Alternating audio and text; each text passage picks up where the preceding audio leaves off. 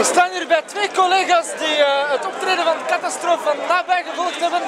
Wat is hun ervaring? Ja, dat was goed. Niks op aan te merken. Het weer was fantastisch. Ja, we hebben een bootje gehad, dat hebben we kunnen overbruggen. We hebben even aan het schalen geweest aan een toog, daar hebben we wel een hele tijd gestaan. Dat is er ook aan te merken. Het loopt allemaal meer zo goed en zo. Ik zie zo wat schel, maar voor de rest valt het eigenlijk al mee. We zijn jongen van de camping gekomen, speciaal met een trein. En ik moet zeggen, ja, dat ging allemaal vrij vlot, zonder problemen, geen vertraging, niemand voor een trein gesprongen. Dat was allemaal perfect. Op de mer hebben we een beetje moeten slaan, maar ja, het was redelijk druk. Ja, toen kwamen we hier aan en ja, het volk was er eigenlijk gewoon niet en we hebben er dan zo'n beetje de sfeer in gebracht. En wat vond u van het volledige optreden? Heeft u het volledig gezien?